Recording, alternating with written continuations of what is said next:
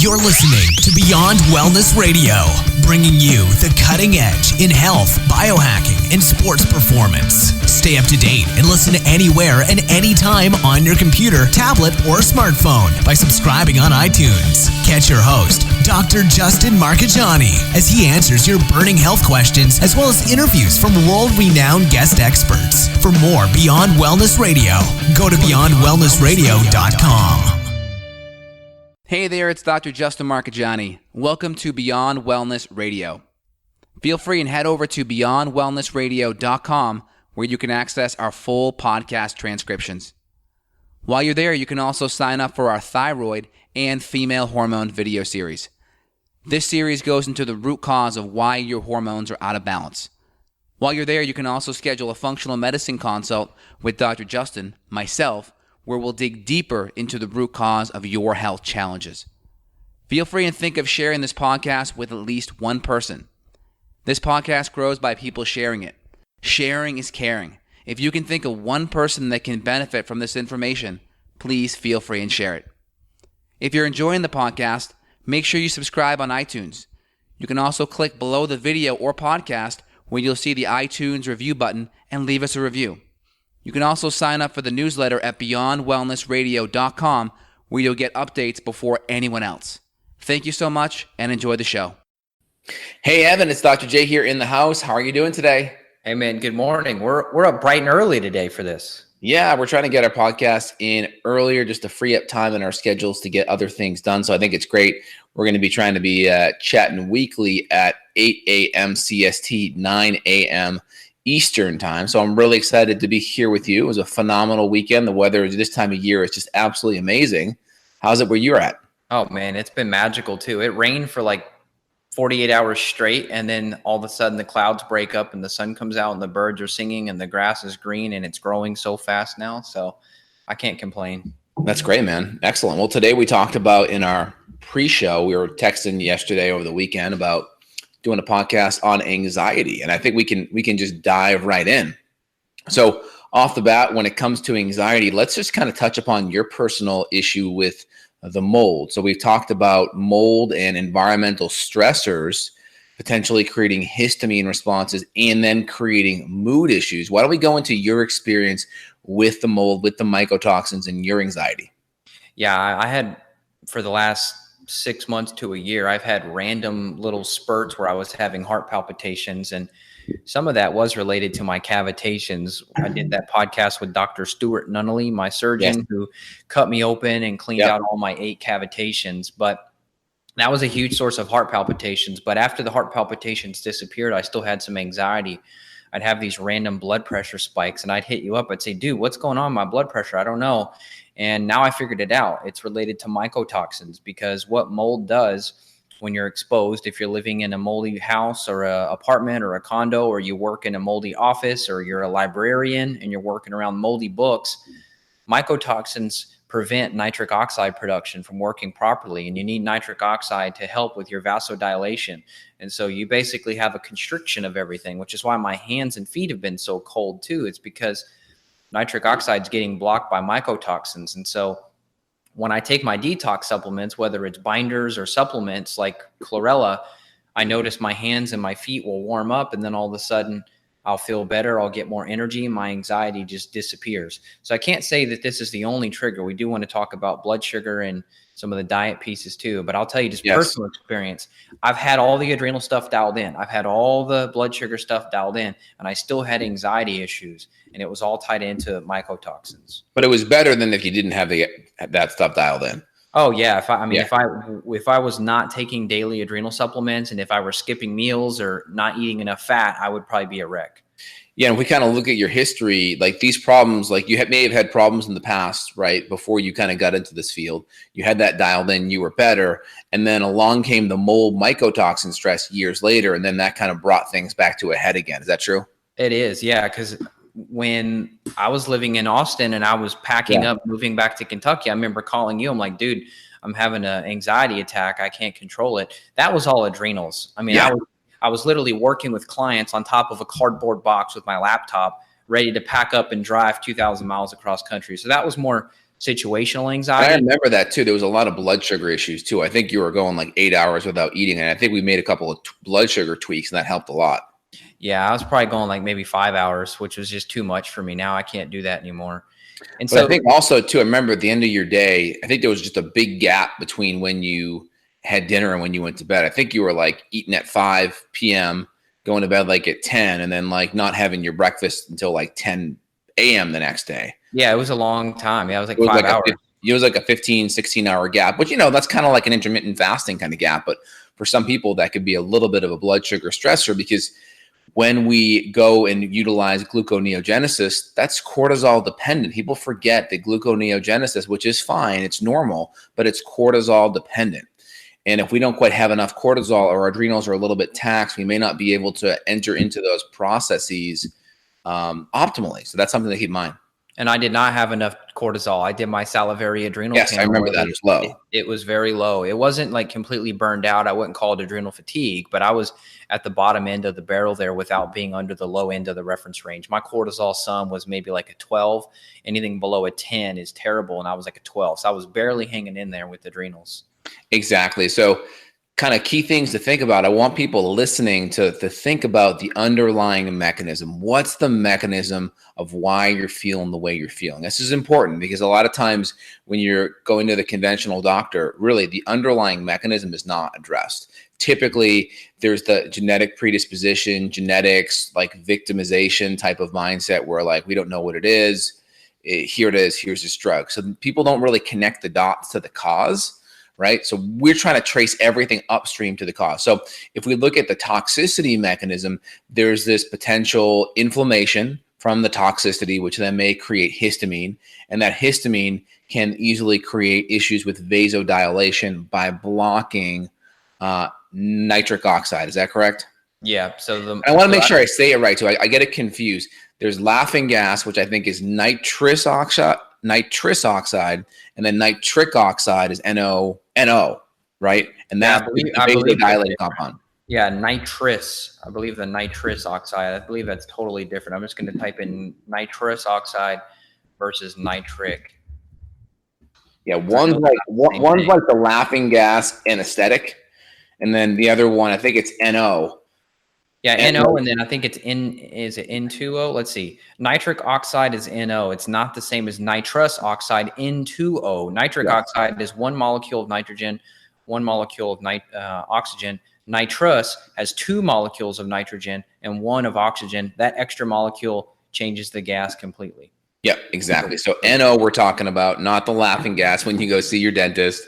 And you make a lot of this. And now one other thing that decreases nitric oxide, NO, is going to be fructose. A lot of fructose, a lot of carbohydrate. This is one of the major mechanisms behind high blood pressure and extra fructose and extra sugar, primarily in the form of fructose, right?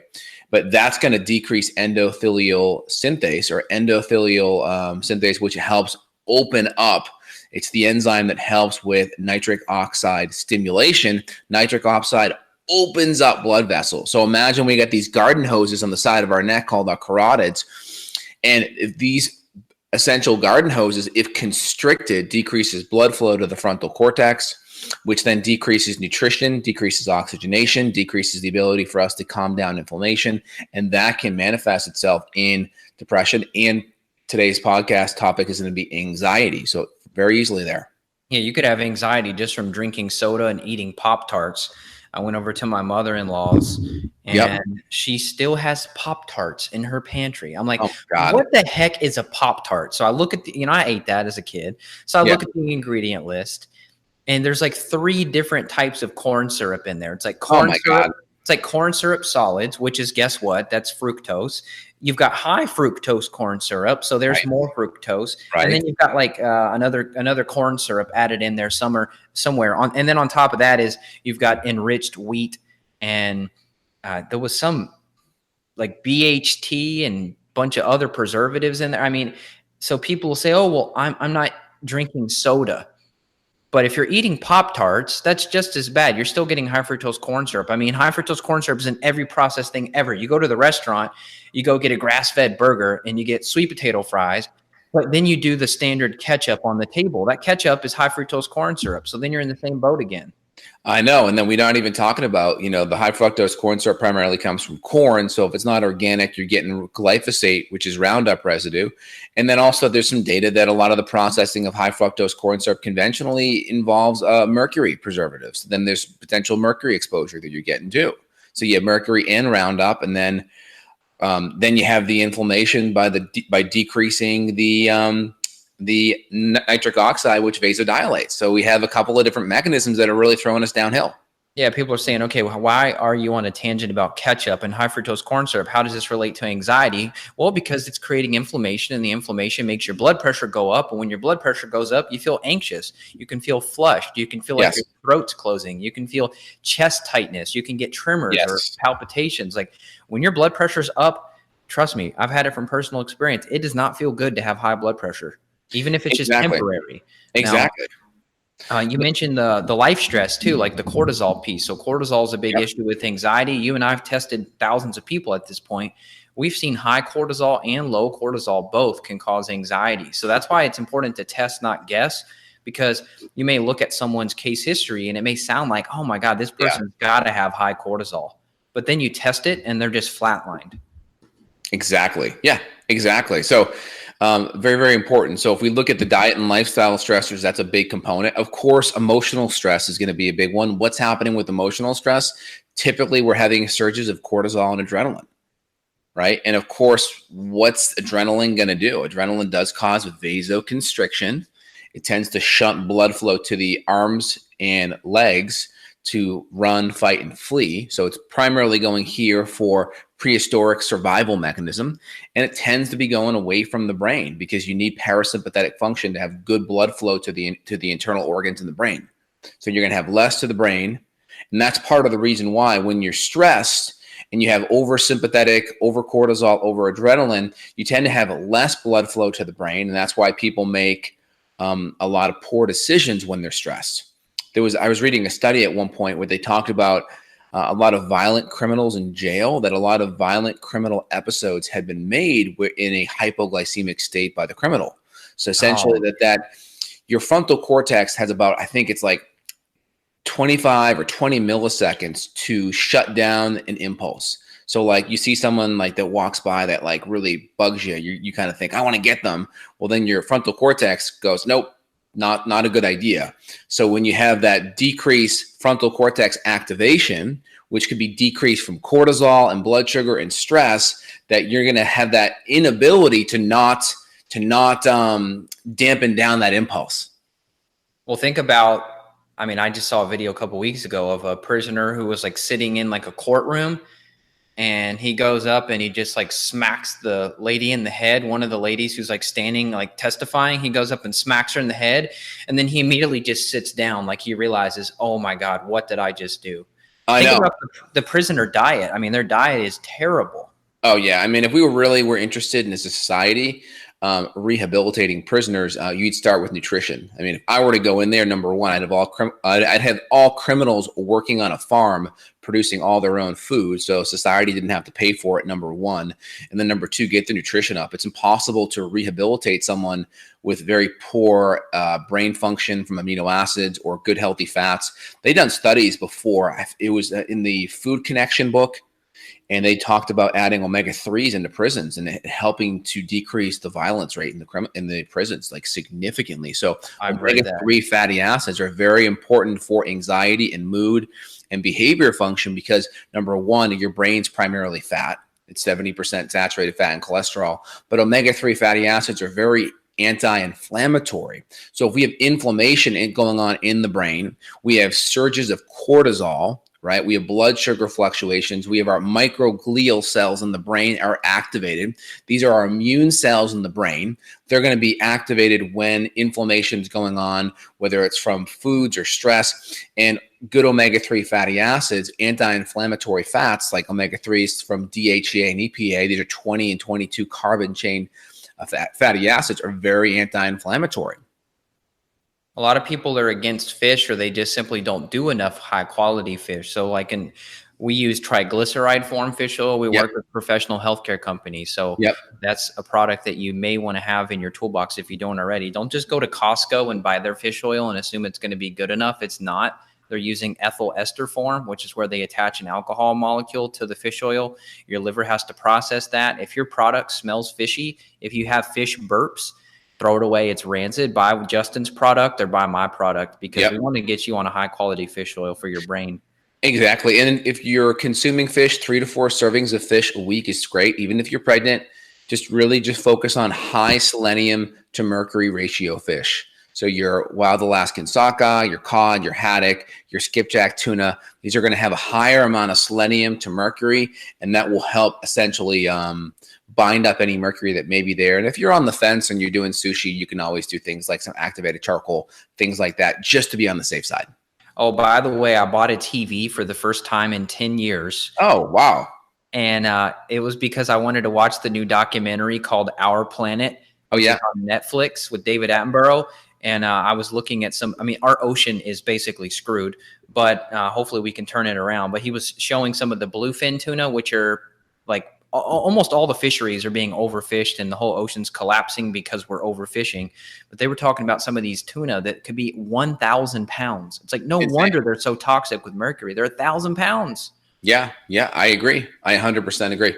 But it's really important stuff. I'm glad you finally got a TV, man. I mean, I don't watch TV outside of a couple of Netflix shows. I mean, right now, I watched Game of Thrones last night. That is my show right now. Love it. I've never checked it out, but I'll have to. But people should watch that Our Planet, because it is just, you should watch it too. It's amazing. I mean, it really says, hey, look, like, we've got a lot of issues. There's still some beautiful stuff left on planet Earth, but we've really got to turn things around. And I think with our podcast, we're helping to turn things around from an ecological perspective, because we're encouraging people to get local meats and pastured meats. And we're trying to turn away from the conventionally factory farm animals, which are creating a lot of damage to the water table and to the soil. And, buying local beef, because if you go to the grocery store now, you're going to see grass-fed beef from Brazil, and they're cutting down the rainforest in the Amazon to grow soybean and also to raise cattle for grass-fed beef. And so you want to make sure you're not buying Brazilian grass-fed beef, and you can get it locally. It's so easy. And then also with your palm oil. So like if you do snacks like plantains, like I do, I love plantain chips or plantain strips.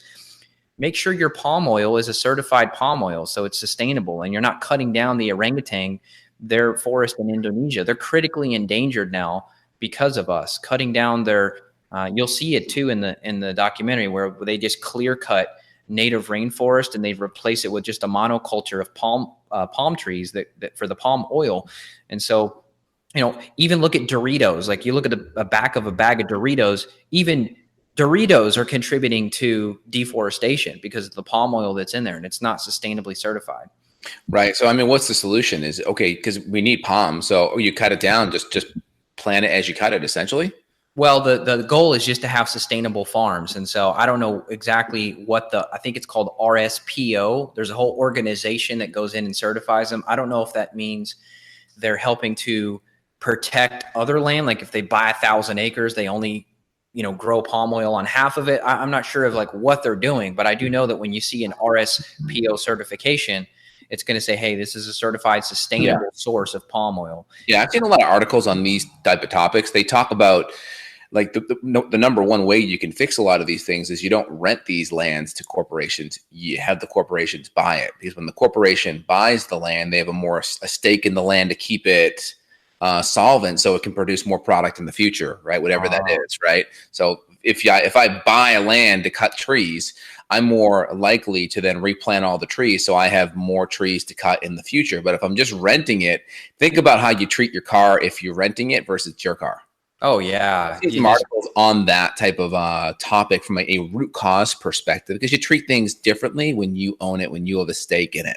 Absolutely. You hit a big pothole in the road, you're like, oh, it's a rental. So it's a rental, right? It's the same thing when you just have, hey, I have logging rights for 10 years in this area. I'm just going to wipe it clean. It's not my property. I don't have to worry about it, right? Yep. That's kind of the mindset. So I think we start first by decreasing the pesticides in the environment and the glyphosate, number one. And then number two, the monoculture stops. And if you don't have the conventional GMO crap and the high fructose corn syrup, that's where all the corn, the grain, and the GMOs are primarily coming from. So if you just go organic, you're going to totally support more local sustainable farming, and it's not going to be in this monoculture form that's putting tons of pesticides, tons of glyphosate, and that's affecting the runoff in our water too. And how does this connect back? Well, it's going to connect back because it's a stressor. It's inflammatory to the brain. And a lot of times the glyphosate and a lot of these pesticides can affect the brain into the gut.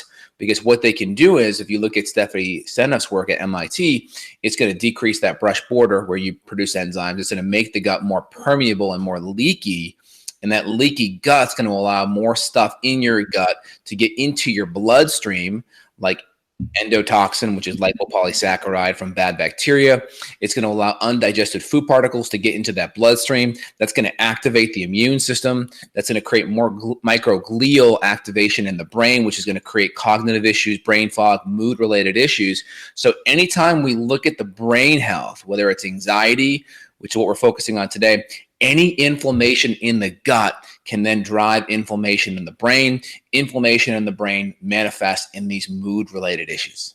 Yep. When I had, and by the way, Vietnam banned glyphosate. So good job, Vietnam. I had major anxiety when I had gut infections. And so my anxiety is much better, but then it was caused from another mechanism, right? So fixing the gut was critical for me to fix my anxiety. Now we probably should do a part 2 on this, because we could spend an hour just on omegas and probiotics and restoring gut health, but we haven't even got into talking about like Relora and ashwagandha and holy basil and sensory deprivation tanks and massage and acupressure and acupuncture and essential oils and GABA and pharma GABA and theanine and lemon balm. And there's so much to cover with this anxiety conversation, but I'm glad that we discussed all of these major critical pieces first, like restoring your brain health, making sure you've got good omegas, testing and fixing any cortisol issues, avoiding glyphosate so you're not killing off your good bacteria and promoting bacterial overgrowth. Because if we just skip straight ahead to the magic pill, like your theanine and your GABA, well, then people aren't going to listen to the first part. Right. We want to make sure the biochemistry and the underlying physiology makes sense. If that makes sense, we can plug and play various supplements, various diet or lifestyle strategies to helping to affect the root cause.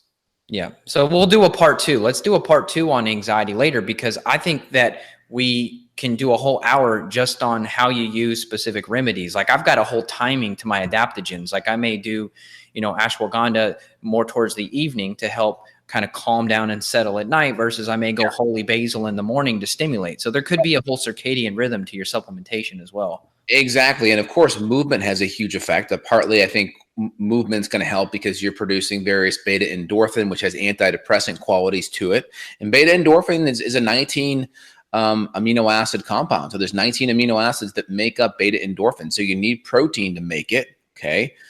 Number one. So movement's going to help with that. I think movement also helps with insulin resistance and insulin sensitivity. So it makes your cells more insulin sensitive and helps kind of soak up extra blood sugar. So if you have dysglycemia issues, it's going to help soak up that extra blood sugar that's hanging around and essentially give you a bigger sponge, AKA bigger muscles, especially if you're doing more resistance training and interval training. It's going to give you bigger muscles to soak up extra blood sugar as well, which is helpful. That's very cool. And I've noticed that my blood sugar has been on the lower end. Like my wife let me prick her finger to check her blood sugar, which is good. We did like a grass-fed steak. We did some steamed broccoli with butter, and then we did a baked sweet potato. So we had the same exact meal. We ate it at the same exact time. And my blood sugar within 45 minutes, we'll call it 1 hour. After that, my blood sugar was already back down to an 80. And hers was 100. So I thought, Now, of course, she's pregnant, so maybe that has an effect. But I thought, man, is my blood sugar crashing too quick? How am I already back down to an 80 1 hour later? And all I had was, I had a sweet potato. I thought for sure it'd be above 100 still. Yeah, and it just could be that you're really insulin sensitive. And sometimes if you do too much carbohydrate, for you, a lot of low blood sugar issues is from too much insulin. So if you stimulate too much insulin from too much carbs, that can drop it. But 80, I don't think is that bad. I would want to see how 2 hours looked and how 3 hours looked, and to see if you kind of leveled out, and then how you felt too. Yeah, I feel kind of low at 80. Do you track at all what number you feel bad at? Because I mean, on the conversation of anxiety, like if I get a bout of anxiety and I feel kind of shaky or irritable or nervous, I'll check my blood sugar, and sometimes I'll be at maybe a 70, maybe mid 70s. I start to feel weird at that level. Yeah, it's hard, right? Because what happens is, the faster your blood sugar goes down, the faster adrenaline and cortisol is there to pick it up. So if your blood sugar is like this and it's a slow arc, yeah, and we take a picture of it right here, that's different than taking a picture of it right there when you eat too much carbs and it's coming down like this. So the steeper the angle is, the worse for anxiety and mood, because the steeper the angle, that means you're crashing at a faster rate, which means there's more likely that you're going to have adrenaline and cortisol lift you up. So the more it's like this and it's kind of tangentially coming down, less chance of cortisol and adrenaline to pick it back up. But if it's coming like this and you grab a snapshot there, then there's more likely to be adrenaline and cortisol, and you may feel that. So when people say, hypoglycemia issues, you look in the Merck manual, what does Merck say? Oh, well, take some sugar pills, all this crap. Well, that doesn't fix the root cause of how the hell you got there. That's right. Because how you got there, we're doing that exact same strategy. So what happens is people that follow those kind of conventional medical advice for nutrition, they're on this perpetual blood sugar roller coaster all the time almost. Yeah, the people that like travel with the glucose tablets you're talking about. Yeah, I'll just eat some candy. Let me eat some Skittles. Okay, my blood sugar's fine now. I had Skittles. Exactly. Does not fix any of the issues. And see, I don't do that. I don't do any processed sugars per se. I had like some blueberries with breakfast. So I'm just wondering, so they can understand what the heck's happening there. You overshoot your blood sugar from too much carbohydrates and refined sugar. So you have a really steep drop in your blood sugar. Then it comes down, and then you're like, oh, I'm going to follow the conventional medicine advice. And so you come back up again, and then you keep on doing these high and low peaks, and you keep on having to smooth it out with extra carbs and sugar versus kind of come in there like this, where you're snaking along versus falling off the cliff. Does that make sense? Oh, absolutely. It's people don't understand. I mean, when we look at, like you said, like violent crime in prisons, or we look at car wrecks, or we look at people shooting each other, or we look at any big situation happening where someone's doing something stupid, I would put a high amount of money on the fact that it's probably someone who's on a conventional American diet with a crazy blood sugar pattern, and they're hypoglycemic. You can't think straight. Trust me. My blood sugar's low. I had one period where it was like a 58 or a 60. I couldn't think straight. I mean, You literally can't think straight and make decisions. All you can think about is, I got to do something. I got to eat something. Exactly. And I'm doing some kind of hand gestations here to kind of symbolize what's happening with the blood sugar. So if anyone's listening to this on the podcast, feel free and check below. You can access the video here too. So we're live on YouTube as well as Facebook to see that. Well, let's wrap it up, but I do want to go one further question for you. And how would you recommend approaching that? So if you're someone who, like me, you're away from refined carbohydrates, except I will do some organic white rice. I will do some sweet potato. Those are my starches of choice. So in that situation, is it just more adrenal support for me? Is it just staying low carb for my breakfast and lunch and only doing the carbs at dinner? Like, how would you say, if I'm looking at glucose and I'm seeing that I'm going back down to like a mid 70s or an 80, and I want to hang out around maybe 90 because I feel better there. How would you achieve that? Is it possible to do that with just like fat and proteins? Well, number one, I think you're a leaner dude. So I would first look at like what your activity levels are for the day. If you're not super active physically, then I'd be focusing on more proteins and fats for your fuel source. And then, work on timing more of your carbs later in the day. There's some data that carb backloading, doing carbs later in the day, tends to be a little bit better. Again, there are other people, this is so controversial, but I mean, there's been research on it. People in the backloading carb community kind of know that people tend to do better with carbs at nighttime. There's some data where people take their carbohydrates and they put it all at the back end of the day. And then while the control group does it throughout the day gradually, and there's been better weight loss patterns doing it like that at night. So there is that benefit. So I would do more of the carbs at night, and then I would keep more protein and fat as kind of your foundational base. Think of protein and fat as like logs on the fire. So if you have a good fire, the logs on the fire are going to keep that fire burning sustainably. The carbohydrates are going to be like kindling or twigs, and the more refined the carbohydrate or the more higher glycemic index it is, the more it's like gasoline or paper, right? It goes up faster. But if you have logs on that fire, that's going to keep that fire burning long and strong, versus if you just do paper, twigs, and gasoline, you're up and out. So twigs and paper and gasoline is the too much refined sugar, not enough protein and fat, and then you have these up and down swings of blood sugar. The logs on the fire are going to be like the high quality protein and fat, and then we have to dial in the carbohydrates according to your metabolic needs.